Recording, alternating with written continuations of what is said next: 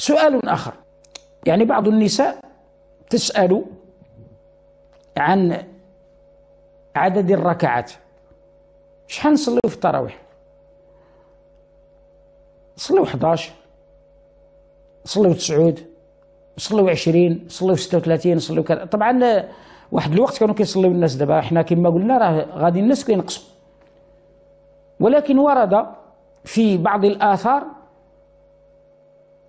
أن الصلاة كانت تزيد على 11 ركعة، والعلماء مختلفون في ثبوت ذلك وفي عدم ثبوته. وأصح ما ورد هو ما جاء عن عائشة رضي الله عنها، وصح عن النبي صلى الله عليه وسلم أنه ما كان يزيد على 11 ركعة في رمضان ولا في غيره، في رمضان ولا في غيره. فمن لزم 11 ركعة فهذه هي السنة الصحيحة الثابتة عن النبي صلى الله عليه وسلم.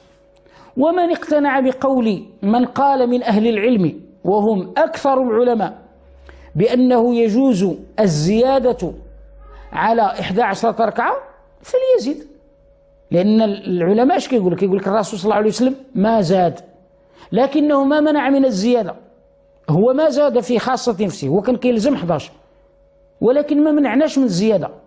فإن رأينا الزيادة خصوصا مع نقص الآيات التي نقرأها لأن هذا أرفق بالناس فلنا ذلك. والناس الآن صاروا يصلون في أول الليل وفي آخر الليل، هذا لا حرج فيه، كيصليو شي بركة بعد العشاء وما كيوتروش، وكيصليو قبيل الفجر يعني في التهجد، هذا لا بأس. طبعا الرسول صلى الله عليه وسلم كان يقطع الليل، كان يصلي وينام ويقوم وينام، يعني هذا أمر مطروق وكان من هديه صلى الله عليه وسلم، إذن لا بأس بذلك، يعني هذا من الفضائل، وكل ما ورد فيه أمر طيب. لكن من أراد أن يلزم 11 ركعة سواء صلى في أول الليل أو صلى في آخره فهو أفضل. إذا كان الإنسان بمفرده وأراد أن يؤخر ذلك إلى جوف الليل ليجتمع له فضل الزمان وفضل يعني المكان، إذا كان كيصلي في المسجد مثلا في آخر الليل مزيان فيصلي في آخر الليل ويصلي ب11 ركعة، فهذا أمر طيب إن شاء الله تعالى. إذن هذه أمور ما خصش يكثر فيها الجدال ويكثر فيها النقاش والخصومات وتعقد عليها الولاءات والبراءات، لا.